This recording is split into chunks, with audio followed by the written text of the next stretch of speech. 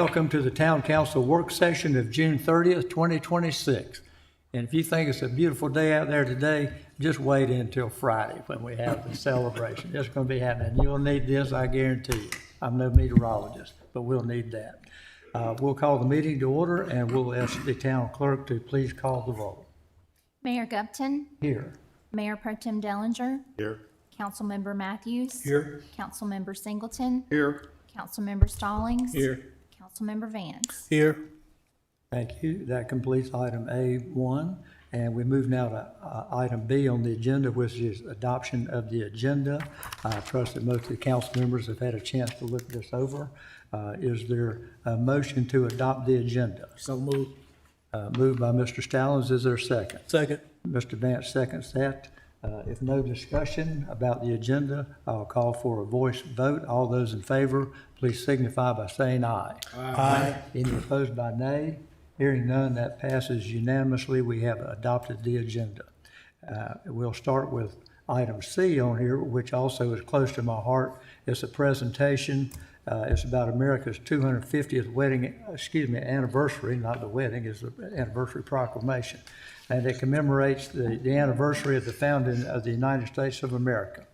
And whereas July 4th, 2026 marks the 250th anniversary of the adoption of the Declaration of Independence by the Second Continental Congress in Philadelphia in 1776, signifying the founding of the United States of America. Whereas the Declaration of Independence proclaimed the principle that governments derive their powers from the consent of the governed. Whereas the federal, state, and local governance model has allowed for innovation, diverse policy approaches, and stronger accountability to the citizens of each state and local government, ensuring that government remains close to and reflective of the people's will. Whereas America's local governments have been essential in transforming the United States of America into the greatest, most influential nation in world history. Whereas Garner Station was first incorporated in 1883 and later reincorporated as the town of Garner in 1905, and is proudly served today by an elected mayor and 5 council members and a municipal workforce of dedicated public servants. Whereas the town of Garner recognizes the anniversary of our nation's founding by holding an Independence Day celebration on July 3rd in Lake Benson Park. Now, therefore, I, Buddy Gupton, Mayor of the town of Garner, do hereby proclaim that the town of Garner commemorates the 250th anniversary of the United States of America on July 4th, 2026, and encourages all residents, civic organizations, and businesses in Garner to reflect on our history, celebrate our achievements, and reaffirm our commitment to the ideals of liberty, equality, and self-government during this milestone anniversary. And I hope you'll all be there to join us even more on the 3rd. I hope you can be there. There was no, by the way, there's no photo op tonight. Hard to believe. We almost always have that. They'll pass these around. But that's that. And we're moving right along now to a couple of very interesting discussion items. The first one is a development preview. These have been very informative for the last few months that we've been doing these. And Aaron Joseph, our assistant planning director, backed up by Jeff Priesenberg. Is Jeff still with us? Don't worry, you He'll can be go in along, shortly, right? yes. I'll just give a very brief introduction to this particular developer preview, just so you have a little bit of information about what you're about to see. Then I'll toss it to the applicant team so that they can provide updates to you on how the project has progressed over its time in review. So this request, it is a tier 2 conditional rezoning, so it does accompany a site-specific master plan. The applicants, Michael Jordan and John Frazier, and the owner is Yiping Wang. This is a tract of land off of Creech Road, approximately 15.82 acres, and the applicant is requesting a rezoning from rural agricultural to residential for conditional. They're proposing a 52-lot, single-family detached residential subdivision. And what you have on the screen, this is the first submittal. So I really wanted you to see what has been submitted. Their application came in I believe it was June of last year. So they have been in the review cycle for a little bit of time. But still wanted council to have the opportunity to weigh in before a public hearing. And so you'll see on the screen here their initial master plan. Like I said, it is a 52 lot subdivision, rear loaded product. There are some environmental floodplains, stormwater control measure, and open space. And so to date, we have provided comments, staff has provided comments to the applicant. General comments, compliance with UDO standards, referencing buffers, stormwater control measures, the locations within the site, on-street parking standards, as well as some street cross sections. We have asked the applicant to remove the linear parks as a part of this development, and also comments have primarily also included alignment of their zoning conditions to better fit with the Garner Forward Comprehensive Plan and to ensure that any zoning conditions are above minimum standards of the UDO, open space activation, building design standards, and amenities within the site. So without further ado, I would like to pass the microphone to Mr. John Frazier and have him present to you, give you some background on this case.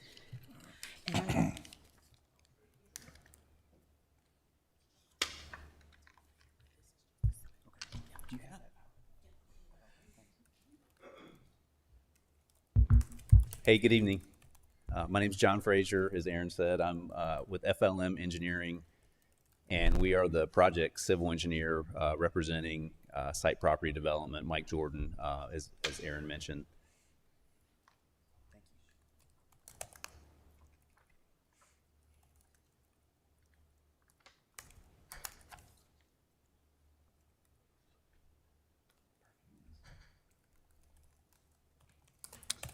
So Aaron did a great job kind of covering a little bit of the history of the project.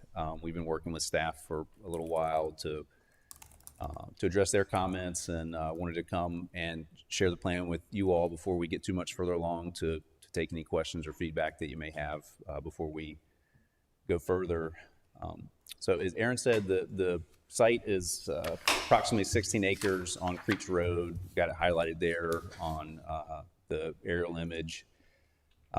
Just wanted to show a little more zoomed out image to give some context to the surroundings, but it's essentially a wooded parcel.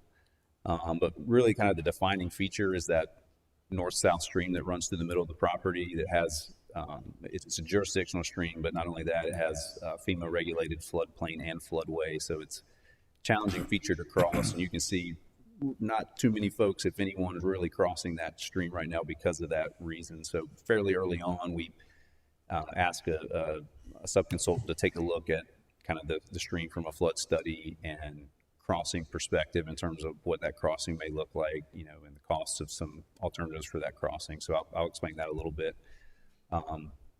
But that's essentially kind of a major point we wanted to understand as we went forward, and that's really what helped us kind of define our site plan. Which is here on the screen for you. So this is our current plan that we've worked with staff to this point. So Aaron had shown you kind of our original submittal that had some linear parks in the middle of the main east-west road and a little bit different lot orientation. We've actually dropped a couple of lots, so we're at 50 total. But essentially we're proposing 50 single-family lots. They're detached homes.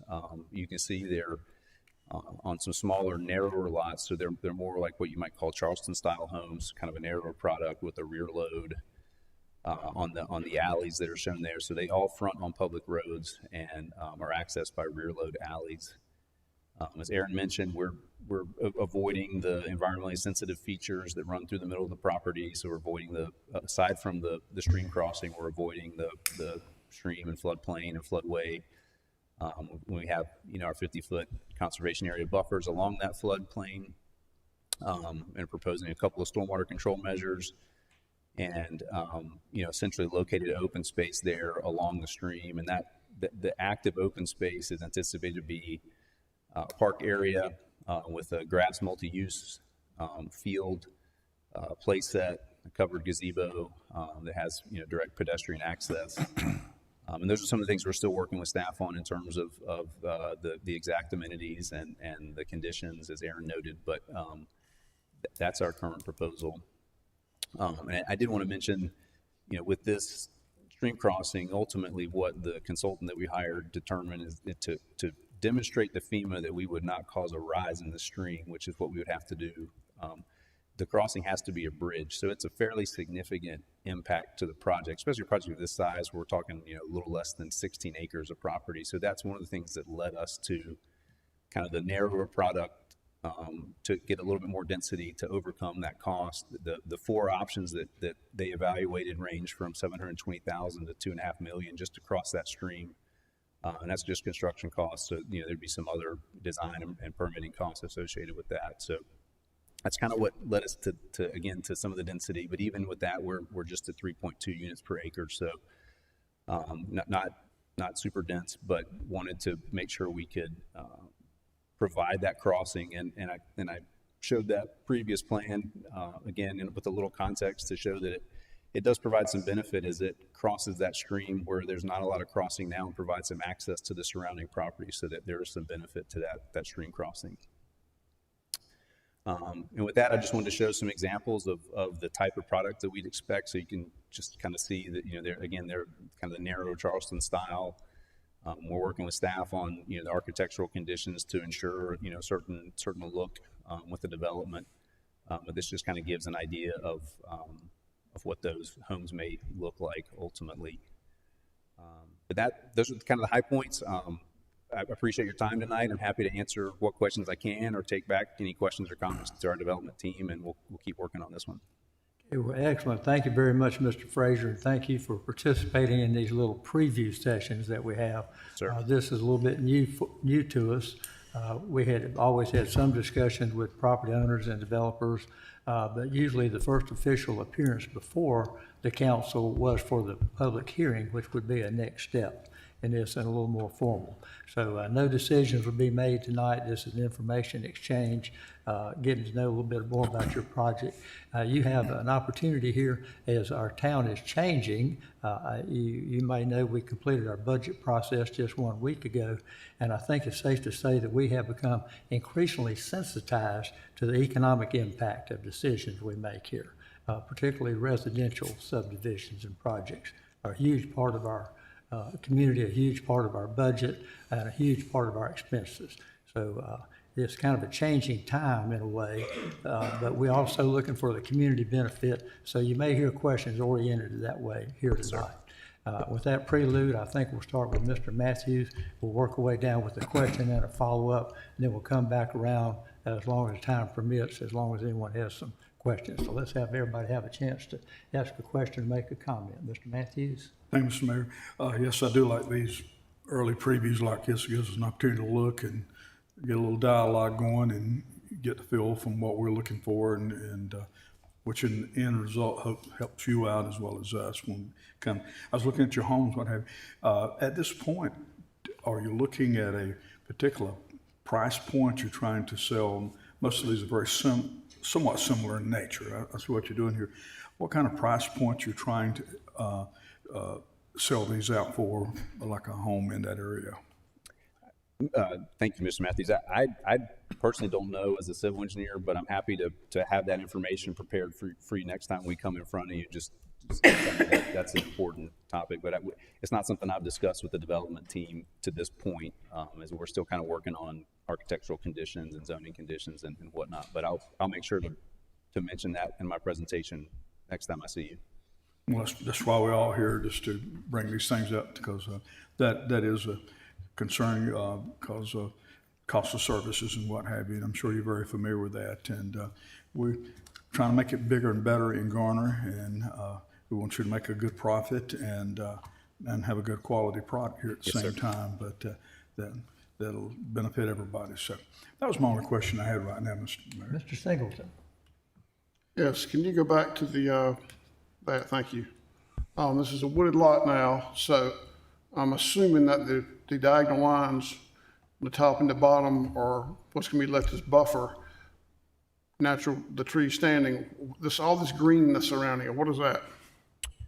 That is, Is that flat? Is it gonna be grass? Is it gonna be trees? Is it gonna be what? it'll be a combination. So you're correct. The diagonal lines are the preserved tree area, and we'll preserve what other area we can.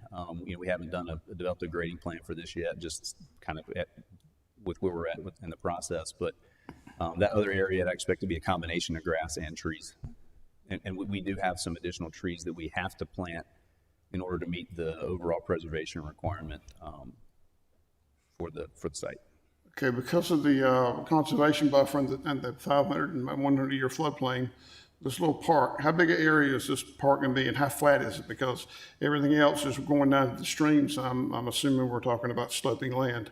So how big is this where you got the kiosk and the park? Is a half acre, 200 by 100? How big a space we talking? It's roughly 40,000 square feet is what we've kind of delineated. And again, don't know the exact grades, but we anticipate to provide as much flat area as we can there particularly for the playground and the grass multi-use area. So you're saying that from the kiosk on down, that area is gonna be 40,000 square feet? Yes, sir. Some does encroach into that conservation area buffer, but kind of that green area to the east of the stream on the south side is roughly 40,000 square feet. Okay, that's all for now. I'll have more. Okay, thank you. Mr. Stallings. My question is, where would the parking be located?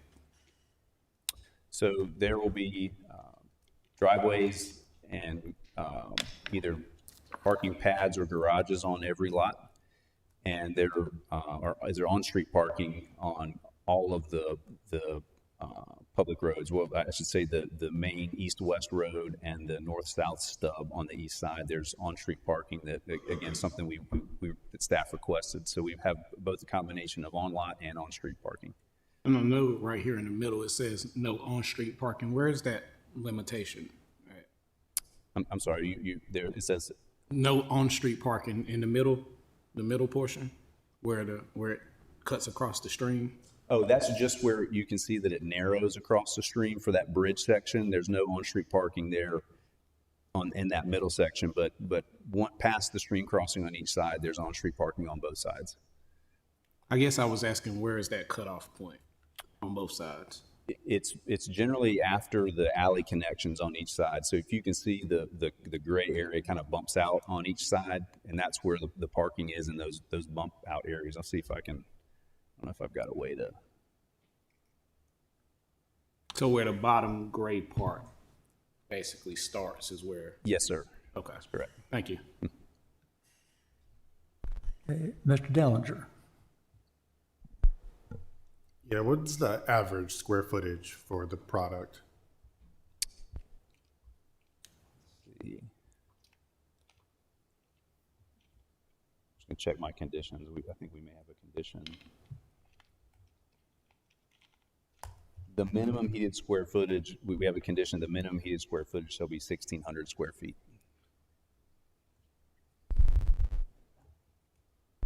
So just to echo the mayor, Mr. Matthews, we really need $500,000 homes. Okay. These lots are too small to accomplish that. I understand the stream issue, but right across the road, there's a development that was approved, came to us initially as apartments. And now it's 32 or 37 lots, I'm not quite sure, on 38 acres. Yep. They're building big houses. And the reason is we can't sustain building houses that don't price out or pencil. They don't pencil for us. They cost us money to build. Okay. So it'd be helpful to come back as soon as possible with what those price points are going to be. But I'm pretty sure at 1,600 square feet on a lot this wide, there's not going to be a $500,000 house. So I think there's some reconsideration. I'd look across the street to see what they did with larger lots, larger houses. This doesn't pencil for us. It's going to cost us money. Okay. Appreciate that feedback. Thank you, Mr. Vance. Yes, 50 single-family homes. Yes, sir. Was a traffic impact analysis required? To date, no, we have not had to submit a traffic impact analysis for Okay, 50 lots. so you don't know whether there be needed improvements on Creech Road or not? We know that there will be typical frontage improvements to meet the town section and a left turn lane into the development for DOT's typical requirements. Beyond that, we're not anticipating at 50 lots having to do a traffic study, but obviously we'll work with staff if that's a requirement. Have you started the public involvement piece yet? We have had our initial public meeting, yes. How many attended? I did not run that. I'm not sure if for those of you that may remember Chuck Walker, I believe he may have even presented this or shared this with some of you before with the linear parks, but he was initially leading this project and ran that meeting, and he passed away. So I'm trying to pick up the torch. So I couldn't tell you exactly how many attendees were there, but I certainly find that information for you. We've got our attendance log from that meeting. The general comments from the public were? I don't think there was a ton of attendance or comments from the public from what I recall. Okay. Before we start back over with another round, I've got a question, and that is, we're asking more and more, what is the benefit to the community? Will there be a walking trail, a cut through, extra infrastructure, more improvement on the roads? What will be the benefit to the neighbors from this project? No, I appreciate you.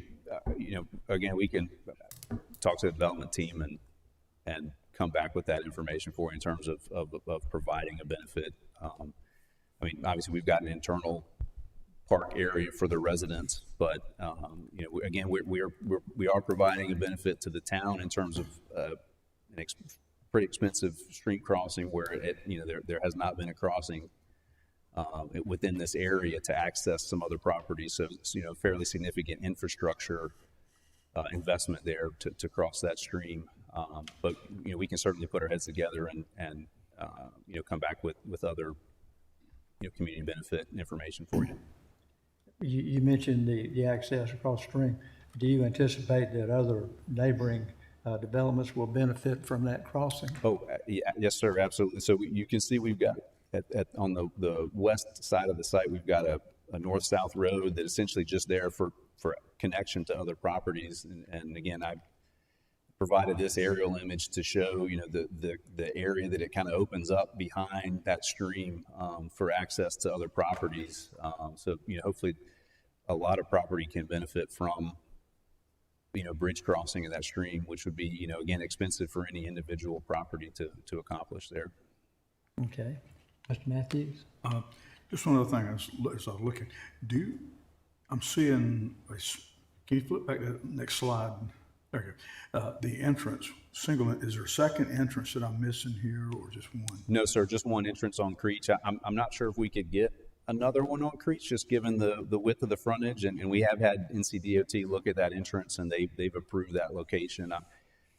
At 50 lots, I'm not sure they would allow for a second one, just given the kind of how tight that frontage is.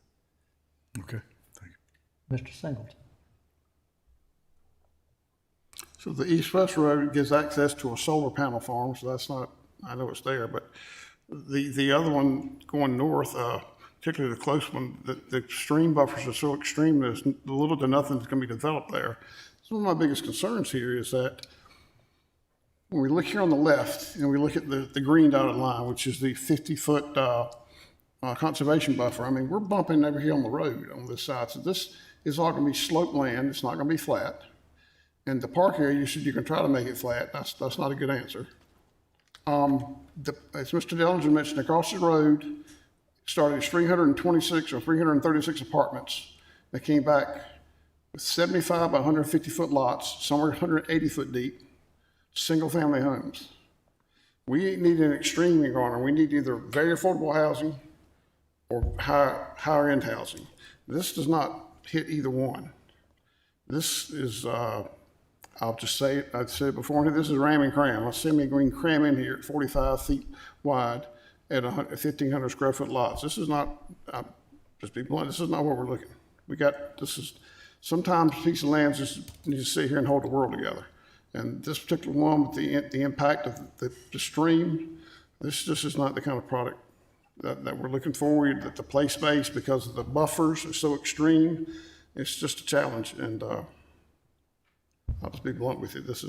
I have no interest in this type of project coming to Garner. Thank you for your feedback. Okay. Mr. Stallings? No comment. Mr. Dellinger? Yeah, just the previous comment. I mean, we need a bigger product. That's what we need. We got probably 7,000 of these in the pipeline throughout the town, and we need higher end. Thank you. Mr. Vance? No further comment. Well, I think you're starting to see some of the questions that we're asking these days. Staff and you have been working on it a long time. We keep expecting more as more is placed upon us. We have to be wise stewards of the property that's left and make sure we're doing the best thing for our neighbors.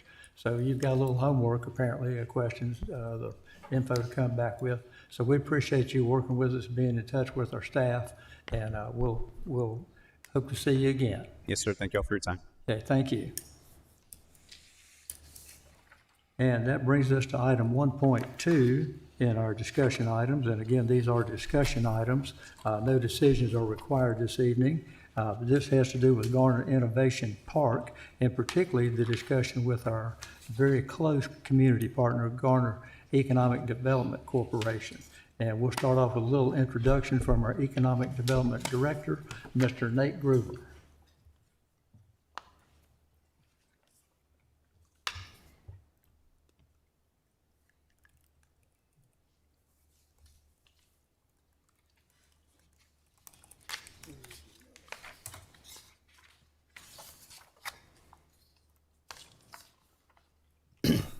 Thank you, Mayor and Council, for the opportunity to continue our discussion regarding the GEDC's efforts on the Garner Innovation Park concept. I would like to begin this evening by acknowledging Council Member and GEDC Board Member Mr. Vance, who has a few remarks to offer. Yes, for transparency, I want everyone to know that I serve on the GEDC board in my role as a town liaison. I do not have any personal or financial interest in this proposed rezoning. Because I've worked with the GEDC throughout this process, I would like to briefly explain the basis for the board's recommendation before turning the presentation over to back to Nate. One of the most important results of the project has been the progress made on the infrastructure and the traffic improvements. I want to thank the town staff for the time and effort they invested working with NCDOT to find a practical solution for this corridor. Their work, along with our development partners, help address challenges that have limited this property's potential for many years. As the board continue to evaluate the site, we recognize the major infrastructure improvements and would be needed regardless of what was built there. Because of that, we had responsibility to consider which type of development would provide the greatest long-term benefit to the community. That was a key reason for supporting a project focused on bringing quality jobs to Garner. When the project changed from residential to industrial flex plan, the traffic outlook improved significantly. The traffic studies showed the industrial flex concept would generate less peak hour traffic than the previous residential proposal. The GEDC has worked with the NCDOT for approximately 3 years to advance the Northeast Gateway project. As part of this effort, an additional traffic study was conducted. After evaluating multiple design alternatives and reviewing the results, the North Carolina Department of Transportation determined that installing a traffic light at Martin Branch is appropriate. I also want to highlight the private investment being made. HM Partners funded the traffic study and has committed to paying the utility extensions, road improvements, and other infrastructure needed for the project. As a result, the improvements can move forward without direct cost to the town or the GEDC. Together, these infrastructure improvements, traffic solutions, and private investments create a realistic path forward for this property. They also provide an opportunity to bring new jobs to Garner and strengthen our tax base and support long-term economic growth. Thank you, and I will turn it back over to Mr. Groover. Thank you, Mr. Vance. Mayor and council, as you may remember, this development stems from the completion of the Northeast Gateway Small Area Study, and along with further due diligence and evaluation conducted over the past 18 months. The initial focus is on the GEDC parcel, which you can see outlined here on the map, which is land owned and managed by the Garner Economic Development Corporation. To the north of this parcel lies the Jetter property, which is currently under option by HM Partners. The owner, Ms. Jetter, grew up in this area. Her father farmed this and other adjacent properties in Garner before the construction of Interstate 40. HM Partners' timing in securing an option for the Jetter parcel was advantageous for GEDC, as collaborating with a master developer was one of the key recommendations from the Inspire study. GEDC and HM Partners have entered into a letter of intent to clearly define the roles, responsibilities, and financial obligations regarding the development of this area. The feasibility of this project is significantly supported by the structure of our partnership. HM Partners has taken on the role of the formal project applicant and, more importantly, is serving as the primary entity responsible for the funding, design, and installation of the necessary infrastructure. This collaborative arrangement allows both the town and GEDC to leverage private sector capabilities while ensuring alignment with our public objectives. I will now turn the next portion over of the presentation to GEDC Board Chair Megan Pumarejo. Thank you, Nate. Good evening, Mayor and Council. On behalf of the GEDC, we thank you for the opportunity to provide a more thorough briefing on the Garner Innovation Park concept. We would like to acknowledge the presence of our GEDC board members tonight, former Councilman Buck Kennedy, Kevin Payne, Bill Moyer, and Robert Giroux. I want to emphasize that each board member serves in a professional capacity within the town of Garner. Additionally, we all have strong personal connections and actively participate in various local organizations throughout our community. The question before us tonight is not whether workforce housing is important. It absolutely is. The question is whether this particular site is the right place to achieve that goal. The GEDC was established to provide the council with guidance on economic development initiatives. Our expertise is in business recruitment, corporate expansion, investment attraction, job creation, and strengthening Garner's commercial tax base. Before discussing the merits of the rezoning request tonight, it is essential to understand the site dynamics. At this time, I would like to introduce our land planning expert, Tony Tate, to discuss site suitability. Tony is a professional landscape architect and land planner with 39 years of experience in the Triangle market. Tony started his firm on Avisboro Road in 1990 and was a member of the Garner Chamber of Commerce for many years. Tony?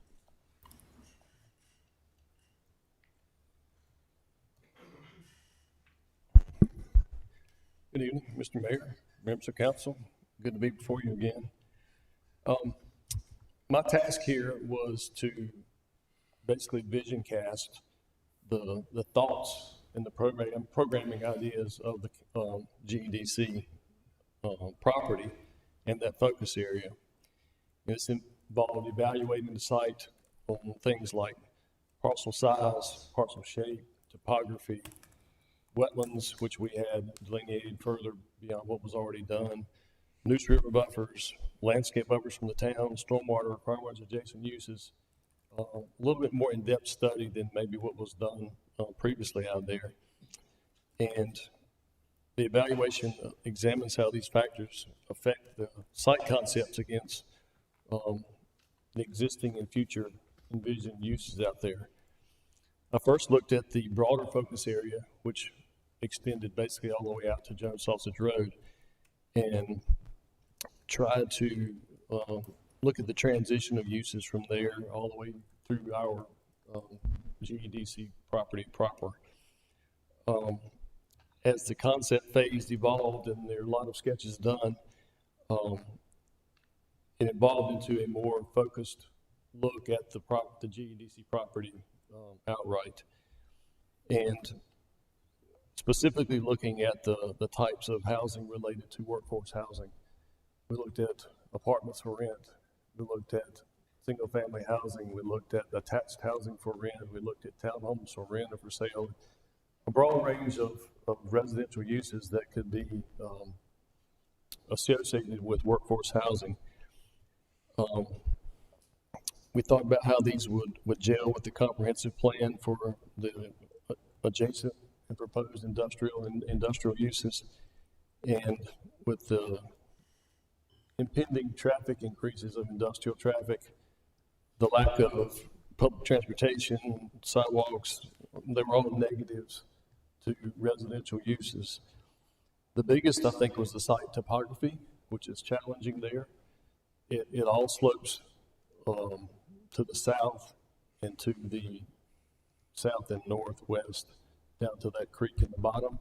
There's significant topography change from Tharrington Road. There's a stream that crosses over through there. There's wetlands that come in there. And so to provide any type of residential housing on a cost sensitive basis, the topography was one that the challenges, they just increase throughout the building process, whether it's from the initial grading and clearing to trying to pad out home sites to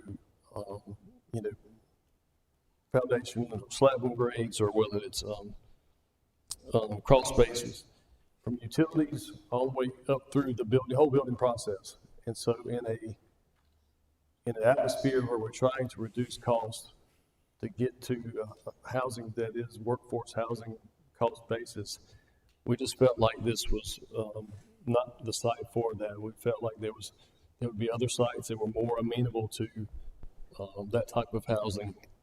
So it was like we were trying to force something onto this site. So in conclusion, just the construction costs of this, we're going to work against residential construction to make it less feasible to make workforce housing work here. So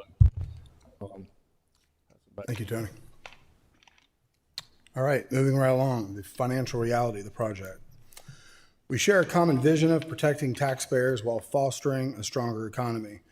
Expanding our commercial tax base is essential because it generates significant revenue for our town with fewer demands for service. This structural benefit allows us to balance service costs and, most importantly, helps keep residential property taxes lower for homeowners. To capture this revenue, we need to offer the right products in our community. By delivering Class A commercial spaces, Garner can position itself for success. These buildings attract top employers and support our growing local businesses, which in turn fuel job creation, capital investment, and the strong wages that our community relies on. Currently, 2 local-owned companies are interested in staying in Garner and are evaluating the GEDC-owned parcel for their expansion. These business retention and expansion opportunities represent hundreds of projected jobs and millions in investment. The GEDC-owned parcel is particularly important right now due to high land acquisition costs and the current state of ETJ expansion. This proposed development is projected to bring significant benefits starting in 2028, with an estimated annual increase in tax revenue for the town of $819,000. This amount includes $658,000 from the Jetter buildings and $160,000 from the GEDC buildings. Additionally, as stated earlier, HM Partners plans to commit approximately $2.5 million to public infrastructure investments. This initial investment will greatly increase the value of our GEDC land following rezoning and site improvements. Furthermore, HM Partners intends to convey the parcel located on Tharrington Road, which can now be reserved for future development. I'll at this time again pass to Chair Megan Pumarejo.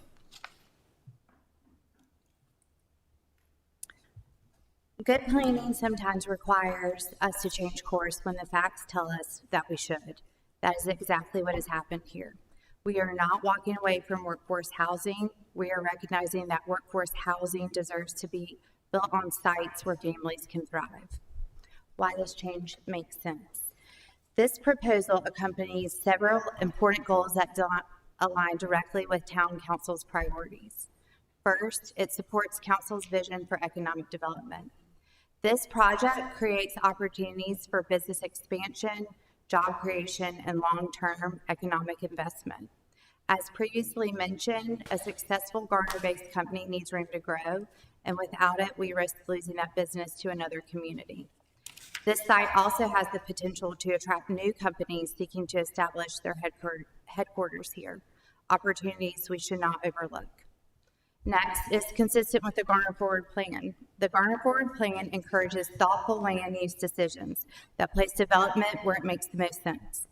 Rather than forcing residential development on a site that presents significant challenges, this proposal better matches the property's locations and characteristics.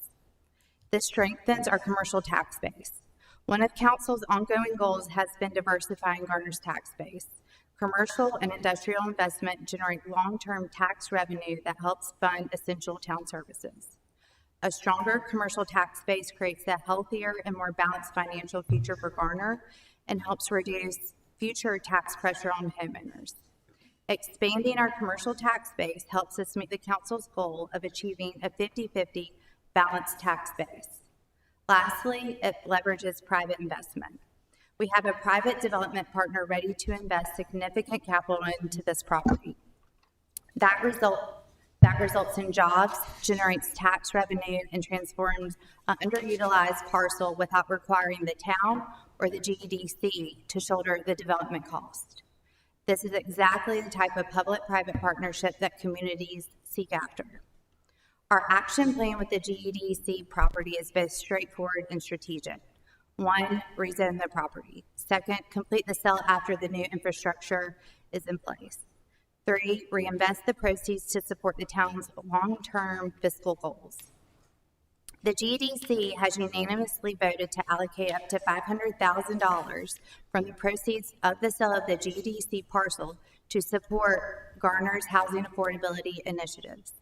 We believe this rezoning is the highest and best use for this property and aligns with the town's long-term vision, creating lasting economic benefits for our community.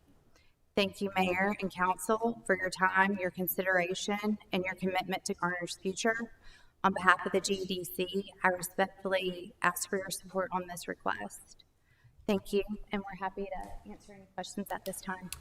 Hey, thank you. I'm sure we'll have a lot of questions. It's a big project, and a lot of moving parts.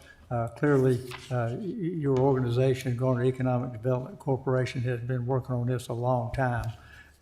I'll start out by just asking 1 or 2 questions, then we'll probably start back over with Mr. Vance and run through, get questions and comments as we go. But I'd like to just ask this one. Sometimes we have to go back to the basics. We're not making a decision tonight. We're not rezoning. We're not committing to any of this. We greatly appreciate our community partner, GEDC, keeping us informed, keeping us in the loop, getting our input on this. So no decision today, but just kind of paint me a little picture. If the town ends up not pushing ahead with this partnership that you've described and not pushing ahead with this particular project, at this time, what are the consequences? Well, I think thank you, Mayor, first of all, after 18 months of close cost analysis of this site, this is really the only feasible way for us to develop the GEDC parcel.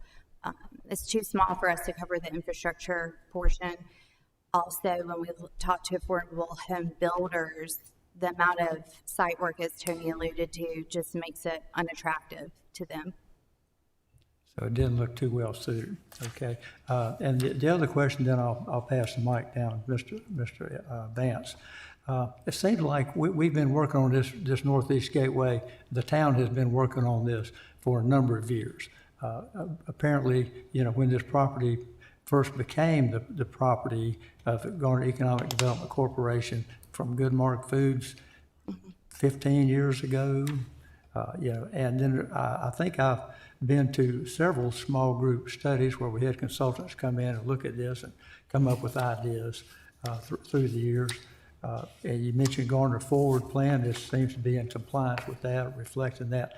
Can you tell me a little bit more about how this has been studied, what alternatives have been considered, and what's been the process for the last how many years? I can tell you that for the last 18 months, how we've looked in the small area study, how we've reviewed it, but I think it might be good to look at the overarching history of this site because there is a lot. I'll let Buck Kennedy, former councilman, speak to that briefly on that. And if Nate, if you could put up the slide that shows our proposed.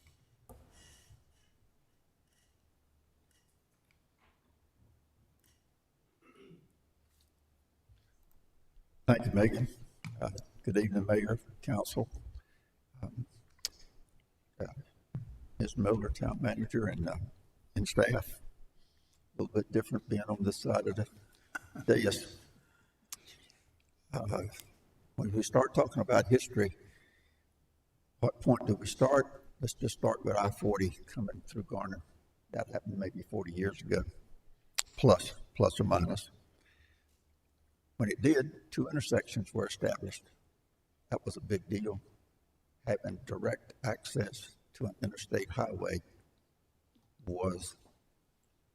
that gave us potential. At that time, well, those 2 intersections, Jones Sausage Road and Highway 70, of course.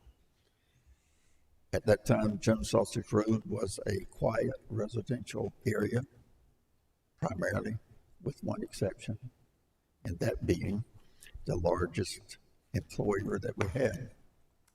That was like Goodmark at the time. 25 years ago, and the reason I can say 25 years ago that we obtained it, the town obtained the site, is that it happened before I came on council in 2003. So at the exact time, and I never knew it was almost like it was a silent issue that nobody ever really explained. I'm glad you filled in the blank that it was Goodmark Foods that gave us that site that GEDC now currently owns. Well,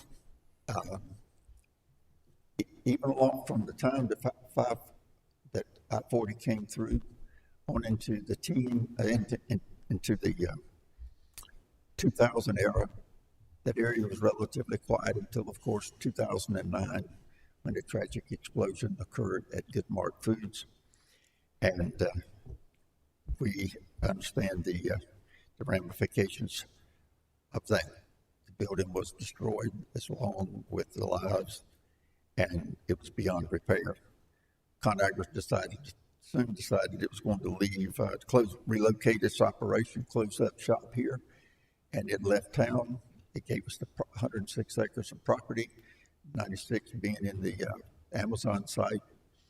And in addition, they made us a grant of $3 million, $2.5 million of that earmarked specifically for the recreation center. GEDC, as a result of gaining the town having ownership of that site and it being a challenge without staff to deal with it, the town formed GEDC as a result of gaining that property. Councilman Vance, Mr. Vance at that time was one of the first board members. Former council member and the later mayor, Ken Marshburn, was another one of the board members. Bruce Andrews was the third member, and at the time there was only 3 board members. The mission that was given to him was clear it, get rid of handle all the environmental issues associated with it, get it ready for market. GEDC stepped up to the task. There's a story. The story's integral to that, but they did their work. In the meantime, little was happening along Jones Sausage Road. In the late teens, Amazon announced, maybe mid to late teens, and it was going to be built on the ConAgra site. It was apparent to Garner's economic development interest that if you're going to have Amazon there, there's going to be a lot of folks that's going to want to be in close proximity. So your former economic development director went across the street, started calling on people in that area, and specifically in our study area. And at the time, nobody was interested in selling. There was 19 different properties in there, 19 different owners. But there was no progress that was made in that regard. But here was Amazon, and it brought our focus that we've got some property up there. We need to pay some attention to it. It's worth noting that actually settling the red route issue and getting confirmed on the orange route made us, all of a sudden, we found out we were going to be in the ownership of maybe 7 major intersections or access points to I-40 and 540. But some of it was in the future. We got Amazon, decided, let's focus on what's available to us. The town's earmarked funds started talking about, let's look at 3 different properties earmarked. This particular one was the longest one standing, and we got to work on that. I cannot tell you the exact time, but somewhere along that route in the late teens, when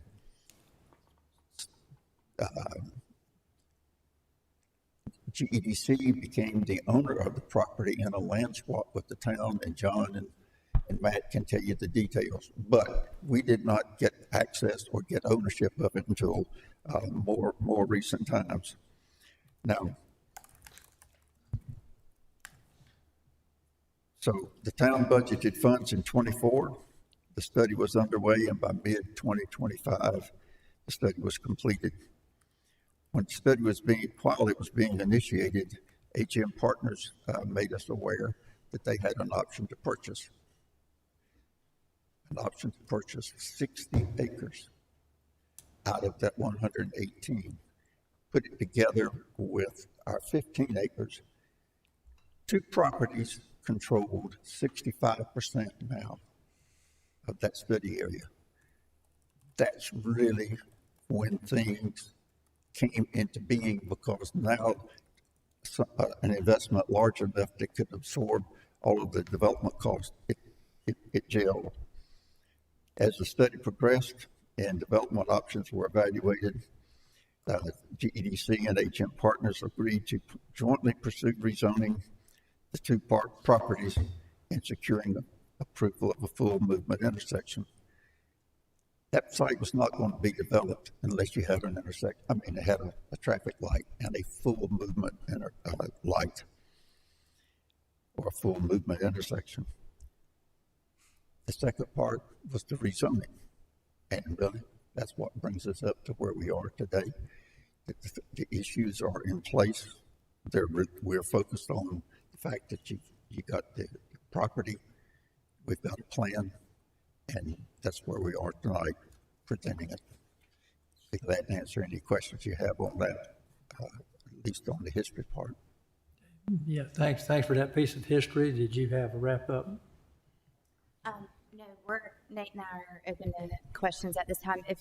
The drawing that Nate has put on the board is a very high-level illustration of what we would like to see achieved on the GEDC property.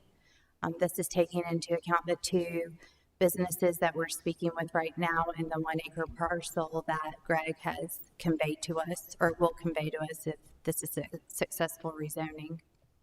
Okay. So very high level. Excellent, very high level, a lot of information going on, and that's a good time for council members to ask a question, make a comment, and we'll roll back around. Let's start with Mr. Vance down just then. You started this tonight. Any further comments or questions from you, sir? I would just say a lot of good work has gone into this project, and great collaboration, and just getting to this point was a feat within itself. And getting the traffic light there was one in which we worked diligently because of, as mentioned, with the history of Amazon, Amazon caused, well, because of the success of Amazon, the size of Amazon caused a reconfiguration of the interchange from what it was I think it was a clover type interchange at first. Now it's a unique divergent diamond, which calls for us to look and see how we could work with DOT to have a light at Martin Branch that would allow us to get the highest and best use of the property. And that's all I'd like to say right now. Pass it on. Okay, thank you. Mr. Dellinger.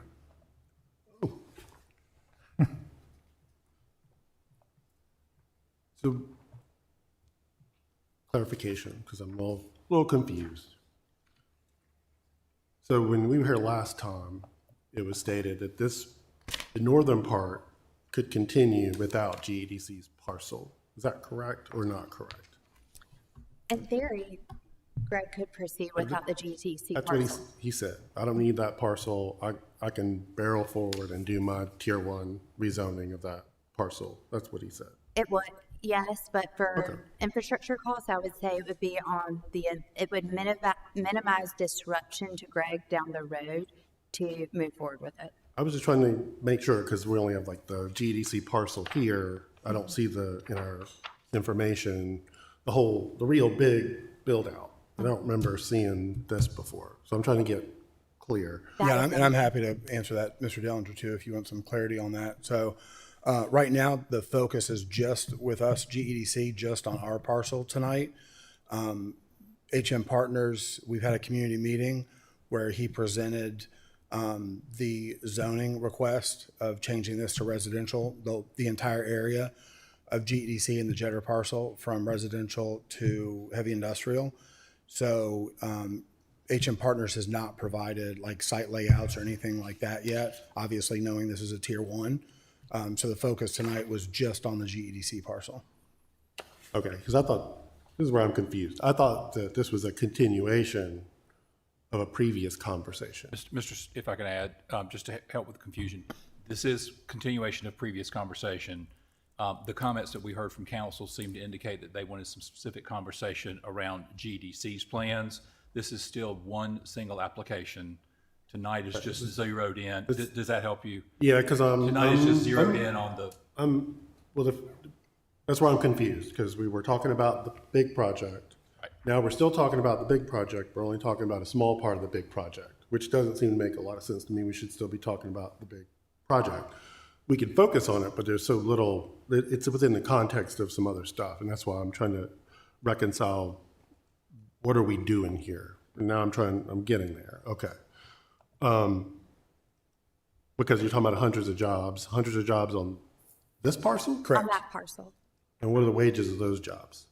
So we're still working with the companies on that. So we don't have a fully fleshed project summary form yet, but with the initial conversations, we don't have the wages on that yet, but we do know it's in the hundreds of jobs and millions in capital investment. Well, I mean, one of the most important part about bringing jobs into a community is what the wages of those jobs are. These are $15, $20 an hour jobs.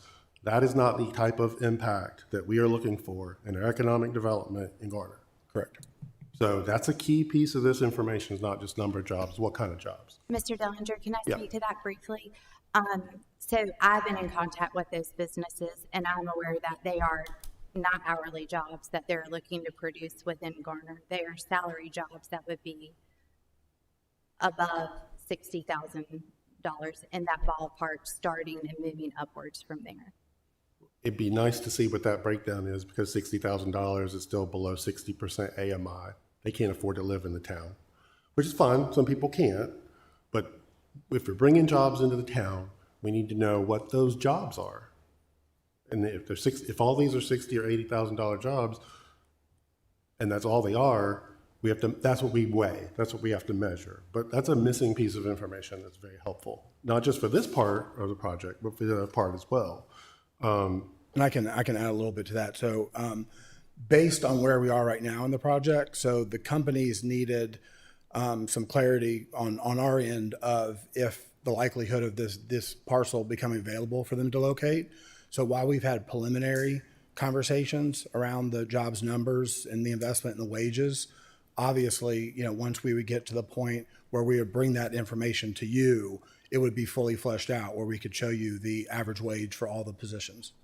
I guess, again, as being development partners, we want to share in that information as early as possible, because in the same way that we want high-value properties, we want jobs that have disposable income in town and can afford to buy and live here. So, again, this is a comprehensive economic development. That's really what we need to get our arms around, and for this parcel and the other. So, okay, I'm getting through some of my clarifications, but the wages is super important. The other is, and we've touched on this a little bit, so GEDC owns this property, and then is selling this property to them, right? To the end users. Yeah, so not to HM Partners, to either the end users or another party that comes down the road and wants to develop that for them. So we have not, that's not laid in stone yet at this time. So obviously, with first things being first, yes, the plan is to get the infrastructure improvements and then have the parcel where we can sell it. We haven't identified the potential buyer at this point. But with the two companies that are looking, obviously, they're the ones that are interested right now. So you developing this parcel is 100% contingent on the other part getting rezoned and developed? Because they're not going to build without, they're not going to put in the infrastructure without.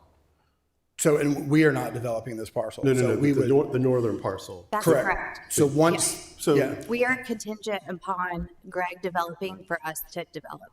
okay, so, okay. I have more questions, but I need to think. Yeah, thank you. Yeah, a lot of questions. We'll hit one and follow up and keep moving, because this is extremely important and it's extremely complicated.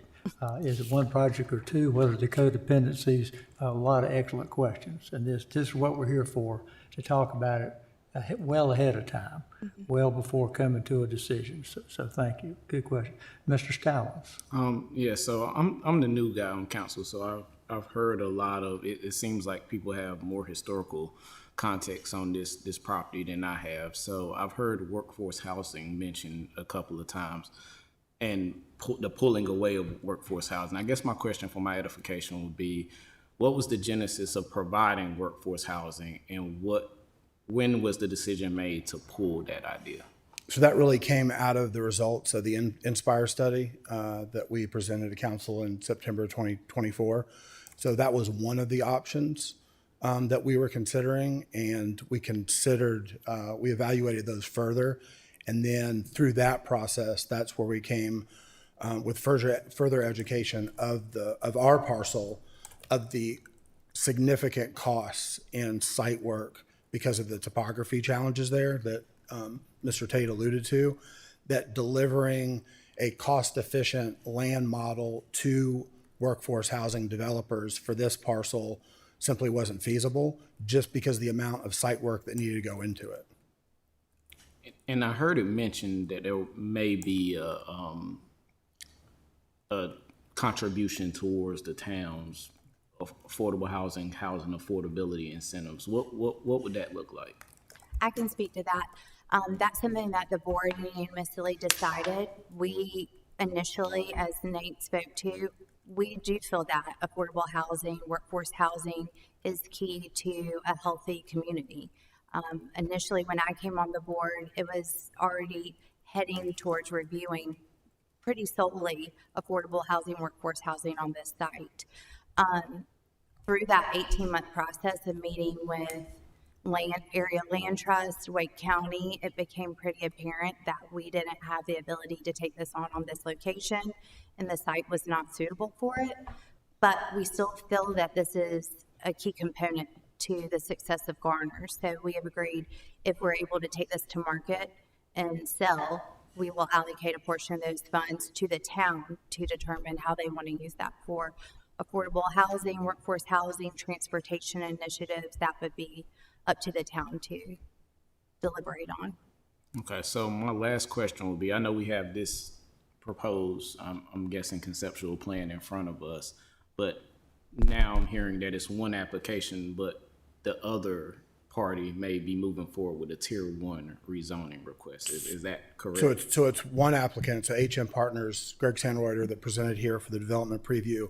He's the applicant for both parcels. So for the parcel that he has under option that we refer to as the Jetter parcel and the GEDC parcel, mainly because of obviously the shared infrastructure, but more importantly, the significance of the traffic signal that we basically partnered on, making sure that we could get to a point with NCDOT where they were agreeable to putting a traffic signal here. So that was one of the main purposes of the partnership. And happy to answer any other questions. So this parcel will be considered in the tier 1 rezoning request as well? Yes, sir. Yes. Thank you. Thank you. Good questions. Mr. Singleton. Lots of questions, lots of concerns, because I hear a lot of double talk. It doesn't add up. We had our public hearing about the data center. Mr. Triesenberg presented us a PowerPoint, and it said, this is part of, printed it right off. It's talking about, this is specifically data centers, simply permitting such uses under the general uses not allowed allowances within the UDO would run counter to several goals of the town's comprehensive plan.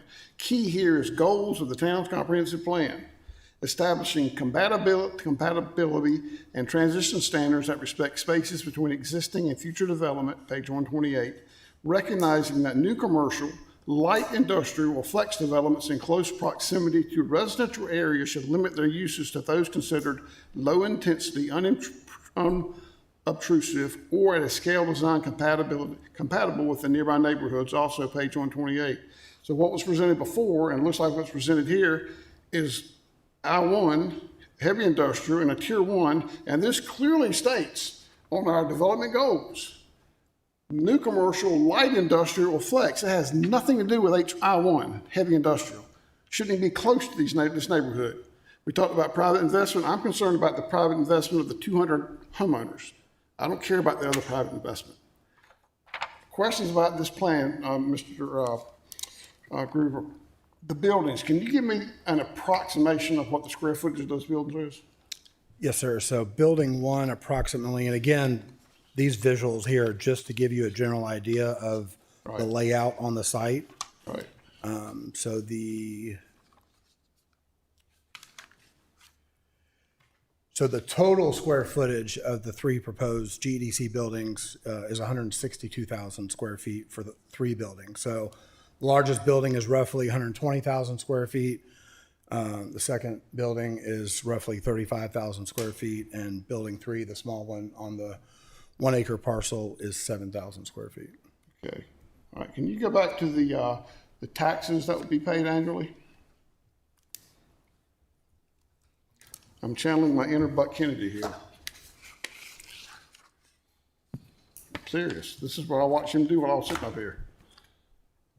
So this tax revenue is estimated to garner just off this project, right?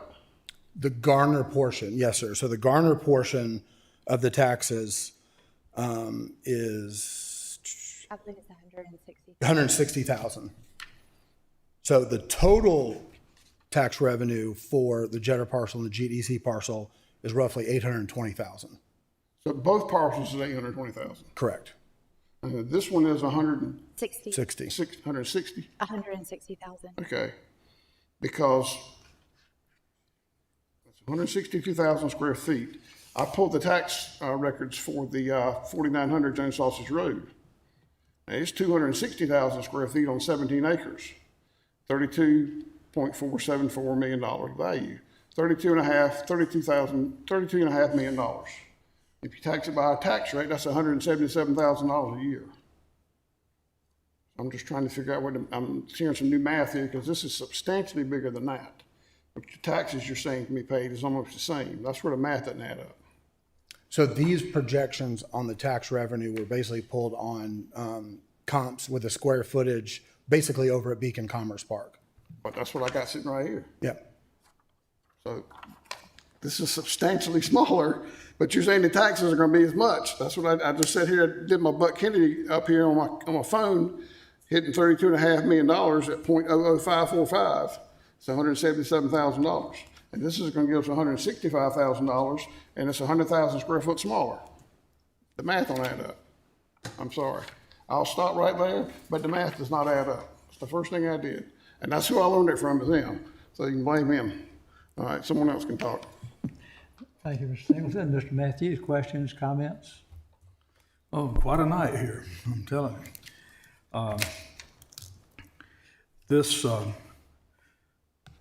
don't know where we're gonna start here, but ideally, I mean, we've all had our opinions and we've talked numbers and this and that and the other, but I look at this as a total picture.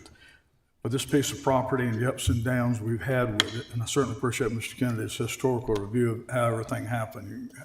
And you brought a lot to life as to where we're going here. But with the developer willing to pay for the infrastructure, and plus this will get us a light at that intersection, which is most instrumental. If we don't have it, that property is dead in the water as I see it. And we can all pick it apart if we want to, but I think for that particular piece and the gateway coming in, that whole area is commercial anyway. And as a gateway entrance, I think this is a great opportunity. We've got two potential or strong potential people want to move into it already and keep their businesses here. Speaking for me on this board and trying to look out for everybody, I think this is a great opportunity for the town. I think it's a great opportunity for the GEDC to step up and put this together and make a contribution to, as we look forward to workforce housing later on, to be a part of that, or how we want to work that out.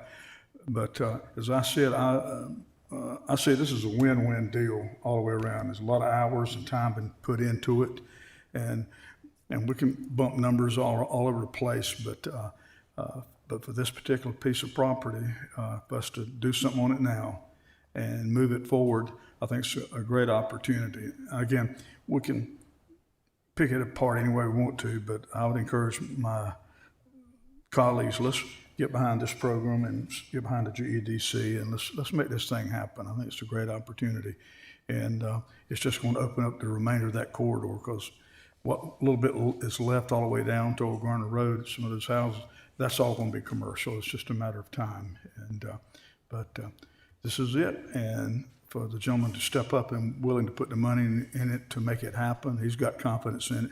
He put money where his mouth is, and that's quite expensive. I strongly support it, and I would encourage my colleagues, let's move forward with this thing and make it happen. It's a win-win deal all the way around. Thank you, Mr. Mayor. Thank you, Mr. Matthews. Indeed, we're seeing more and more moving parts, more and more complexity. This is not our everyday project. This is one, and I'm glad we're having this preview meeting here, and there'll be other meetings and opportunities to look at these details. Let's make another round. Mr. Vance, other comments, questions? Oh, my question. Mr. Dillon?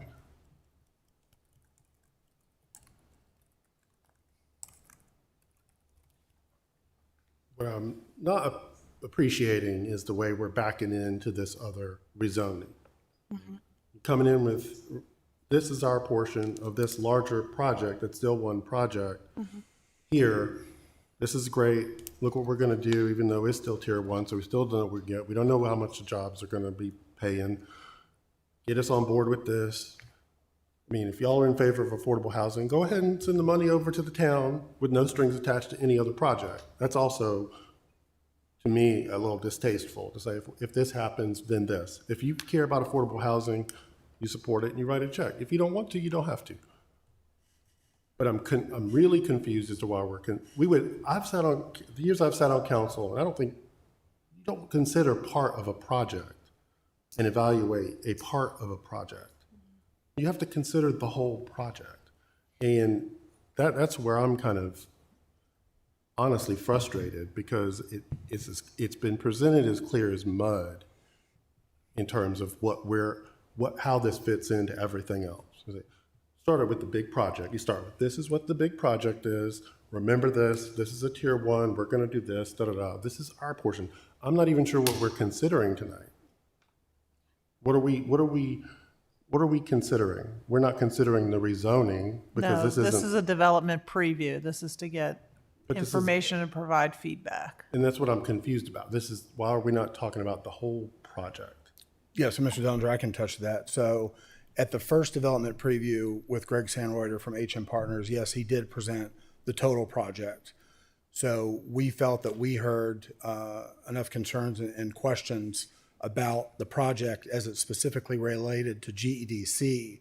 So we took the opportunity to come back tonight, you know, happy to talk about the bigger project, but wanted to just make it clear to everyone the GEDC's parcel here, yes, you know, under the umbrella of the entire larger project, but also to say, because I think I heard you clearly, one of the questions earlier was HM Partners can absolutely develop their project without the GEDC parcel if that tier 1 zoning were to be approved and, you know, the traffic signal goes in there. It's not the case for GEDC. So if the tier 1 is turned down at that point in time, then Mr. Sandreuter walks away, HM Partners walks away, and as we've discussed with the GEDC board, we really don't have a plan B for our parcel because of the significant weight of the infrastructure costs that HM was, you know, going to offset, provide for us.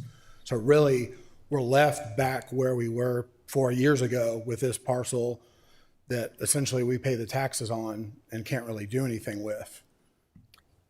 To follow up with that real quickly, I don't know with 100% certainty that Greg or H&M Partners could move forward with development. I think, and you can speak to this, Mr. Vance, that light, the numbers are really contingent upon us doing that in partnership together. I don't believe that H&M will get the signal without the numbers that trigger that, which includes our parcel. Second, as it relates to the contribution towards affordable housing initiatives, we're not in a position to do that until we put our land on the market that is site ready. So that's where those two concerns are. Mr. Vance, if there's anything on the traffic signal that you think. You're right in line with that, and also the consideration of other potential developments in the area which could take capacity away from what we are doing right now. Just before we came before the council, there was a project that was being proposed at the intersection of Martin Branch and Jones Sausage Road, which would potentially pull some of the capacity away, which may even limit our use of the property. And now there's the opportunity for the for this particular parcel, the joint rezoning to go forth, as it is now, so that we could be able to get the highest and best use for the property as it relates to the current the current plans. I would like to also add that at the last the meeting we had, it was clear that the GDC did not get opportunity to brief the council as to what was being proposed for our particular parcel, and now was the opportunity to just lay it out, to clearly focus on the GDC property and allow the council to see what is being proposed, and that was the initiative here. To be clear with that and to try to explain why the transition happened when it came from one particular use to another use, and to be where we are now to get that feedback. And as we also talked about in trying to develop those particular partnerships which would be useful and beneficial for our future endeavors, whether it's in transportation or economic development, this is a good example of that, whereby the infrastructure that'll be being proposed would be placed in, and a property that currently doesn't have the infrastructure and would be costly for the town to put it in or the GEDC to put in. We now have the opportunity to make this a win-win situation where we're able to show how partnerships can work to get the highest and best use for property, and also provide an opportunity to bring a strong tax base to the town. And taking into consideration what we've heard from Martin Branch, I would like to add that we have since looked at and studied with the staff, and the staff maybe provide more clarity with Calabar and Jones Sausage Road, the concerns there with the developments there when it came to concerns with the traffic during peak hours. That has been studied and taken on by the development partner, HM Partners, to look at that and going through that process of trying to make that a more movement-friendly location, along with the light that will be placed at Martin Branch will be another alternative for the development to be able to use that as an alternative to for their movements out. That'll be a control as well. So it's a benefit all the way around. It's one in which would be of significant benefit for the town, the community, and also the development if we look at it from a visionary standpoint. Yeah, we clearly have a lot of ground to cover here. There's a lot of history. There's a lot of confusion. Last time there was confusion when it was all brought as one with two different owners. And it sounds to me like our valuable community partner, GEDC, in the effort to try to make it clear, brought just their side of it. But that seems to be confusing too without seeing the whole thing. So we're going to have to spend a little more time looking at this and working through this for sure, because this is too an important project to either approve without the right conditions or to bypass for the wrong reasons. This is a landmark property here. It's a landmark decision. And may I say that in reference to the confusion piece, that was clear when we had the last short meeting and trying to cram up all this information into one short meeting, one that takes time to digest and to look forward and try to lay out the benefits of the projects and how we are working through this. And the collaboration and working with the property owners and pulling things together. It is an intense process in which it takes time, and the time that was allotted, in my opinion, first time was not enough to try to get this and try to explain what the GEDC did relative to pulling all of this together and taking consideration and trying to move forward with a viable project. At the same time, knowing that the economic situation is one in which developers beyond us are also looking at this location and would also be impacting potentially what can be placed there if they began to pull capacity away, would make it even more tenuous for us going forward. Yeah, my inclination, I'll let you make a comment for sure, but my inclination at this point is we spent almost an hour on this, and we may have raised more questions than we have understanding. We may need to figure out what's the next step to gain more clarity for all of us as we make this extremely important decision. That being said, I'll let Mr. Dellinger make another comment or ask another question if you like. Yeah, and again, I'm just trying to understand the dynamics and the opportunity. So why wouldn't GEDC just sell this parcel to the developer? Why would GEDC sell that parcel separately? And I'm asking because I don't know. Yeah, so we heard at the development preview, there was a question about, was GEDC intending to sell this property to HM Partners? So that was really just a follow-up answer to that question of, we do not have any intention, we're going to sell the property, but it was never understood that we would sell it directly to HM Partners. Why wouldn't you, is my question. They're developing. It's not that we wouldn't, we just didn't want to imply that we were going to already. That's what I'm trying to understand, because then it's like, we're going to get this portion over here that's going to have a parking lot and a building. I'm trying to understand the business decision GEDC is making. It's possible that at a future date, I think what's important to know is we are not obligated after this infrastructure is put in to sell to H&M Partners. We're going to take it to market, and our goal is we have currently 2 end users in mind, but because of the time that this particular project is going to take, you don't know that their economics will still allow them to be able to purchase the property at that time. Yeah, I hear where you're coming from. In some ways, it's simpler to sell it and then walk away and good luck. But it's more complicated than that. But that's a good question. And again, I don't think we'll be able to answer all those questions tonight. We're not under any obligation to make a decision tonight. This was an information gathering episode that we spent about an hour of very informative time on.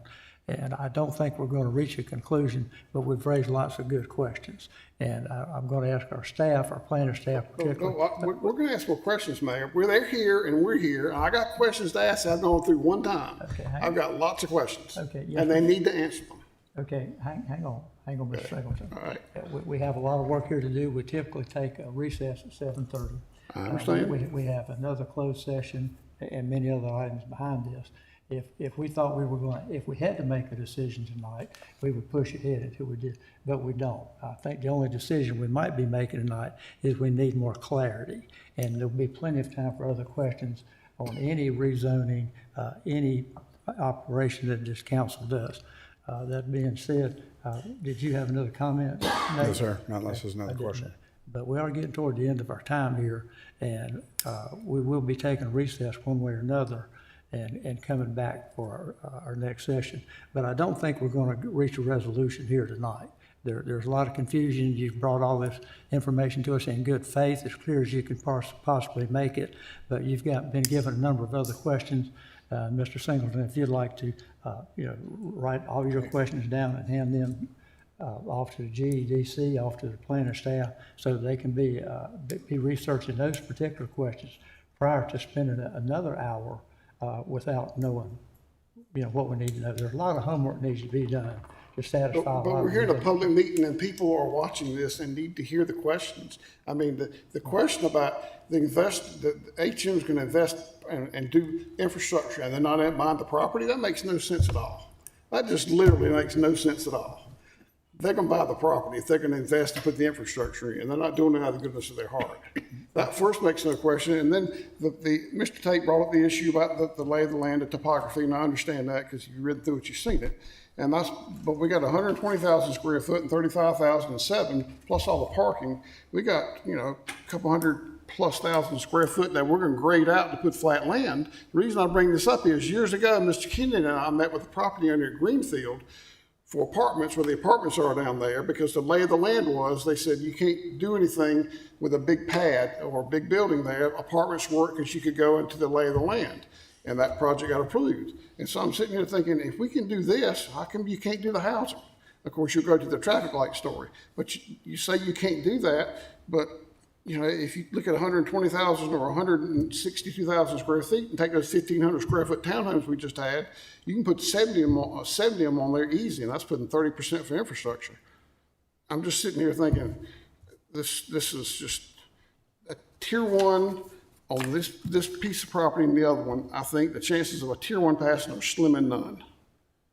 Because you're backing up to a residential neighborhood with 200 homes.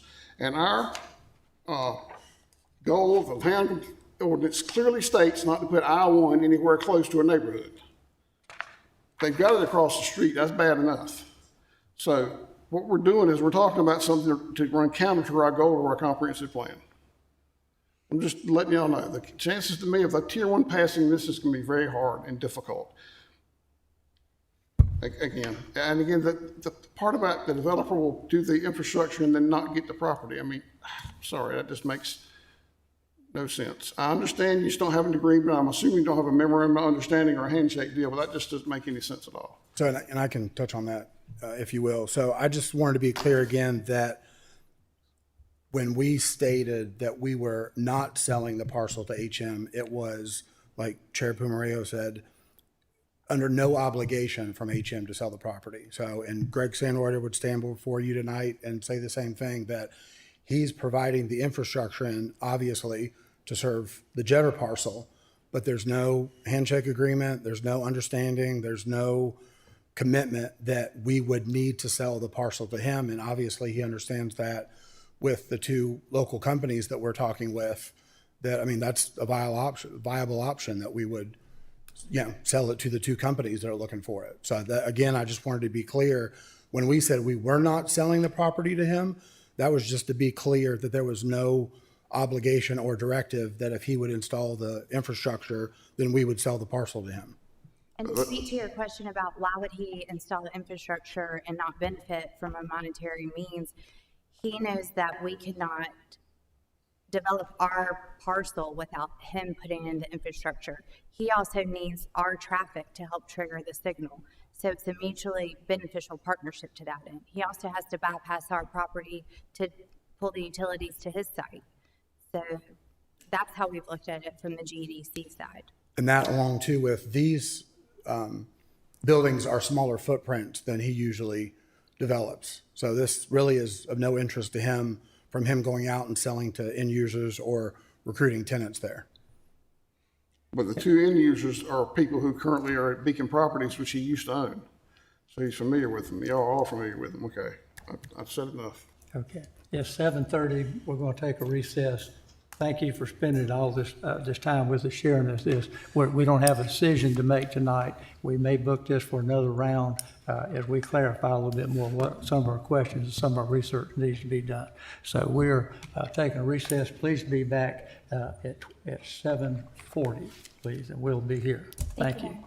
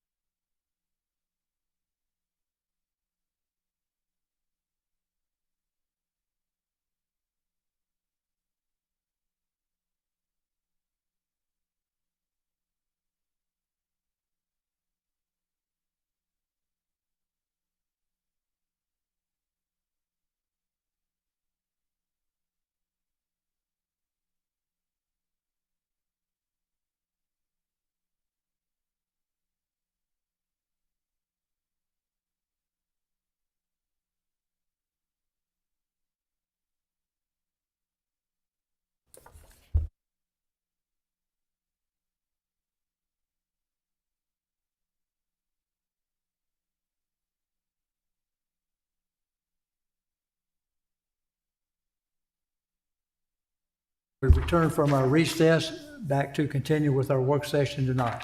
After consultation with several different people involved in the last episode, we will continue our discussion. Many good questions to be asked and issues to be clarified.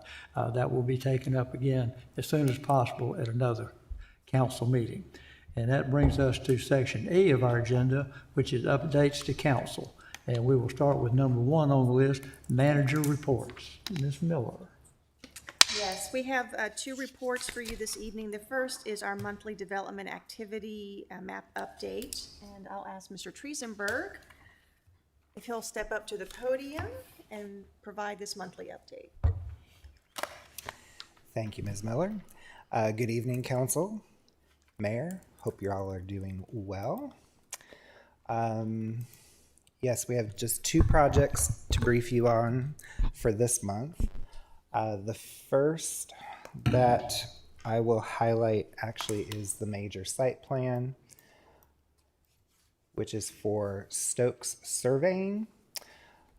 This is a property located at 214 US 70 Highway West. It is the reuse of an existing building.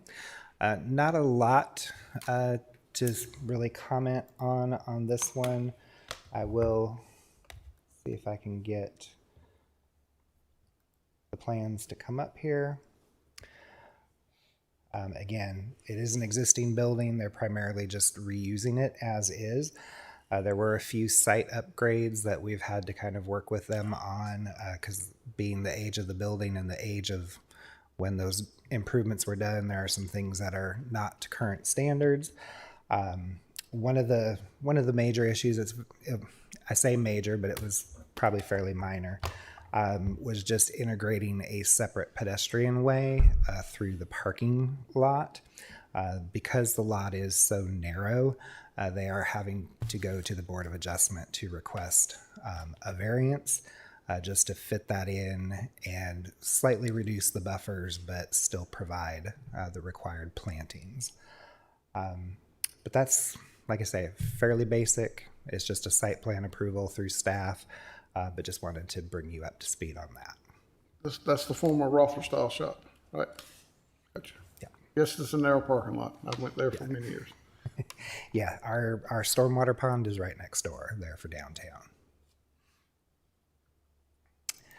The second project, probably of a little more interest, I would imagine, is the skilled nursing facility proposed here. It shows up kind of as at the end of Hillendale Drive, but there is room for access off of Timber. This is being proposed as a Tier 2 conditional rezoning, so you will see a site plan with this. This is currently just their sketch plan, of course. They took one of their typical layouts of a 1-story skilled nursing facility, and there would be access out here off of Timber Drive. The portion of Hillendale that stubs in does need to be finished off with an appropriate public turnaround, but it is not required to be fully open. So they are proposing it as a gated emergency access so that emergency vehicles would have another way if needed. Other than that, that's about the general information I have on this project at this time. So based off what we see here, where there currently is a house, this is going to take all that property. Correct. And the house at the end of the cul-de-sac, or the building at the end of the cul-de-sac. So it'll be a gated emergency access, but the main access will be directly off Timber Drive. Yes, that is correct. Right. Thank you. Mm-hmm. And that is all I have for you tonight. There will be more to report on next month. We already had a couple things start to trickle in, but as of the cutoff date, they were just after. So, what's trickling in? Is there a pattern or a theme? Are you seeing any changes in the types of stuff, residential, commercial, or is it just kind of a mix of different things? still a mix right now. Definitely smaller, more infill projects, I think. There's still, though, a few key areas where we are seeing some bigger proposals still. But I think folks are trying to, one, fill out the lay of the land and seeking input early and often. But yeah, right now we seem to be in a phase of mostly like smaller infill projects. Thank you. All right, if there are any additional questions for Mr. Triesenberg, thank you. Thank you, Jeff. The next item under manager reports is a review of the pending agenda for your July 2026 meeting. As a reminder, council, we have one regularly scheduled meeting and a work session in July. Your first regularly scheduled meeting is July 21st. We've got a few items under consent regarding stop conditions, as well as your minutes and no parking zone for edge of Auburn streets. We also have several legislative hearings with a voluntary annexation for 7854 White Oak Road, Tier 1 conditional rezoning for 1010 Road, and then the funeral homes ZTA 26002 coming back to council for the hearing for the including it in the NMX district as well. Under new old business coming back to council is the delegation of authority work that council worked on in the early part of the year.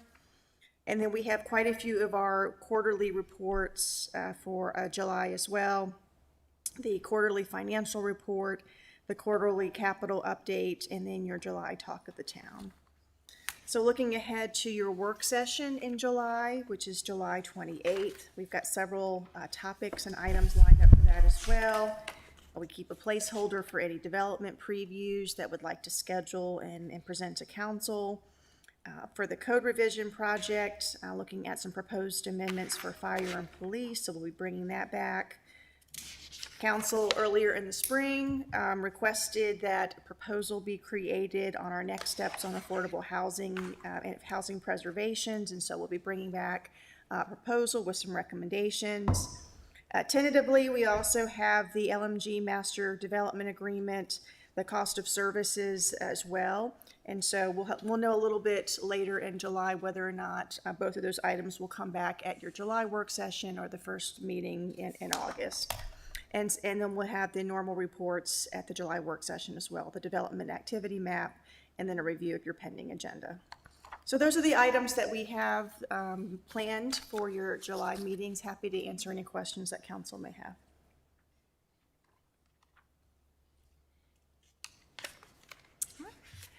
Just a final reminder, Friday is the town's July 3rd Independence Day celebration.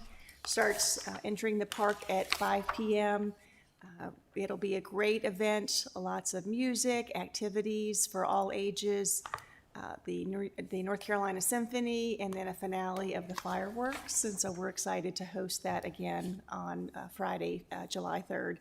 As a reminder, because July 3rd is our big Independence Day celebration, town offices will be closed on July 6th, which is Monday. So I just want to remind the community that town offices will be closed on Monday, July 6th. Thank you very much. And I believe that brings us along to item number 2, attorney reports. No report this evening. Okay, and then that brings us over to council reports, and let's start with Mr. Matthews here and see if you have any report for us. Just that last Friday evening, 82nd Airborne did a fabulous show at the auditorium. Great turnout, and had a chance to chat with a lot of those guys afterward, and speak to a lot of folks we hadn't seen in a long time, but they certainly enjoyed being in Garner. They said that this was probably the most patriotic pro-military town they've played in a long time. I said, well, you got that right. So, but they thoroughly enjoyed themselves and want to come back. So, but it was well attended, and Tim Stevens did an excellent job pulling both of those groups together. Very entertaining, and if you missed it, you missed a good one. Okay, cool. Mr. Singleton. Thank you, Mr. Mayor, and I had planned to be there, but due to a very long workday, I passed there about 7:35 when I got back into town, and you did not want me sitting beside someone at the concert. It's a hot day. I have a couple of things. One, I appreciate Mr. Poole getting back to us on the information about the splash pad and issues we've had. So I got a question. So it looks like specifically, we made a contract with Wake Aquatic, and they're the ones who are, if there's an issue, to come and address it. We have no one with the town trained in any shape, form, or fashion how to work on that if there's a minor issue. Is that correct? As of last week, that is correct. Ms. Munoz Blanco was meeting with 2 representatives with the companies today to devise a plan. And so our goal is to provide you an update some point this week with the game plan going forward. It's it's a new product for us. They're new vendors for us, and so we've had mainly it's been pressure issues that we're trying to navigate. Okay. We still haven't figured out what the pressure issues are. Well, there are several issues. One is one of the devices, the green bucket. So that's under warranty. I believe they're going to be replacing that product. There's a pressure issue with the pump. So it's just ongoing, working some of the initial phase of the project out. Okay. All right. Thank you for the answer. I appreciate that. And do look forward to Friday night, based off what the mayor said to start the meeting. I reckon this is an extension of the wedding reception here, since we had the 250 wedding anniversary since what you mentioned to begin with. It's been 250 good years for me. Yes, but yeah, I look forward to it. I know it's gonna be hot, and I appreciate Ms. Miller getting back to me today. Somebody asked me if we were having misting stations, and I said, well, I believe we did in the past. She got back and told us all there can be 5 of them there. So look forward. We'll probably have a late arriving crowd, I expect. So anyway, that's all. Thank you. Good. Mr. Stallings. I want to echo Councilman Matthews' sentiments. I was there on Friday at the 82nd Airborne presentation. I mean, it was just amazing. I mean, standing room only, people clapping, singing along with the choir and the band. I mean, it was just an amazing experience to watch. So definitely want to echo those sentiments. If you missed out, you definitely did miss out. Cool. Maybe we'll get a bigger venue next time. Who knows? Mr. Dellinger. Yeah, I just want to thank everyone who helped us pull off our Juneteenth celebration a couple weekends ago.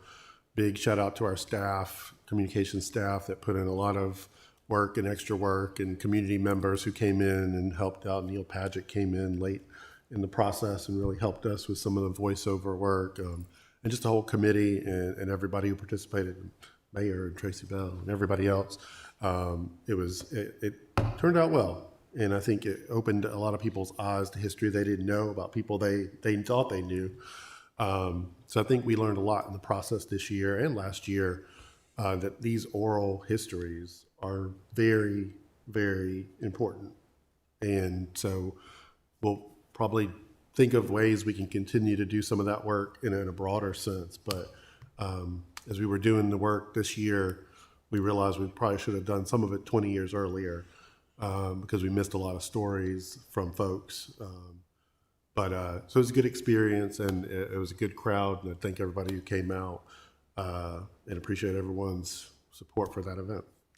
Yeah, you're right. Stories are powerful, and hearing about people's family, it brings it close to home. A great, great event. Thanks to Rick Mercer and his whole team, the videographers.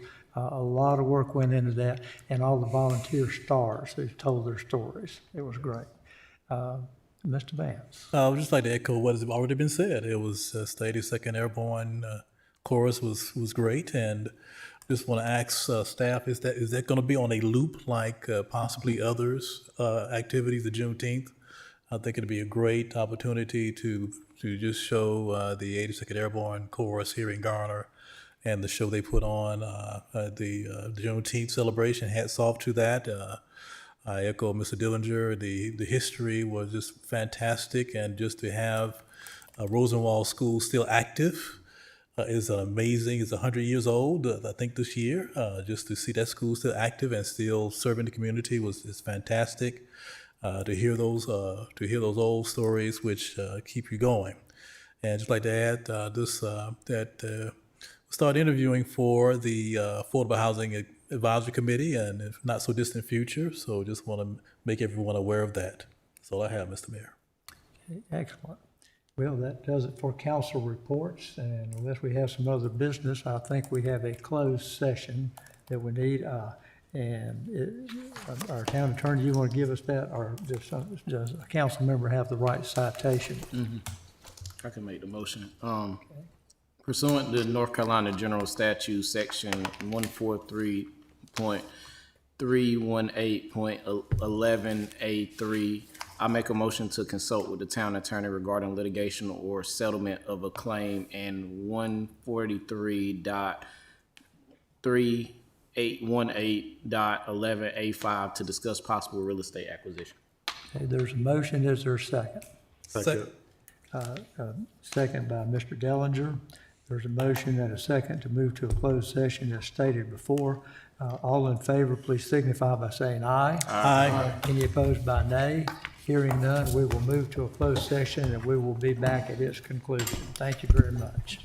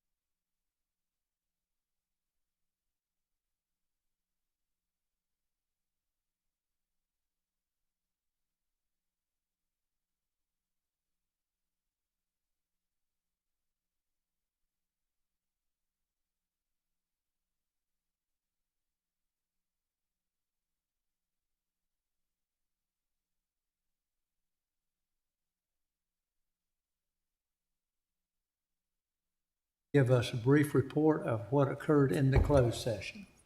Thank you, Mr. Mayor. Council met with the town attorney, town managers, assistant town attorneys, and staff regarding litigation or settlement of a claim. With respect to that, council gave some direction. However, no formal action or votes were taken. Council also met to discuss a potential acquisition of real property and gave instructed town staff, including the town manager and town attorney, regarding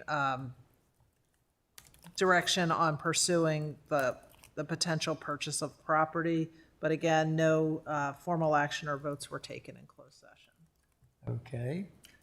And if there's no other action, no other business we need to take care of this evening, I will accept a motion to adjourn. So moved.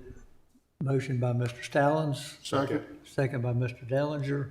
All in favor of adjournment, please signify by saying aye. Aye. Any opposed by nay? Hearing none, passes unanimously. We're adjourned.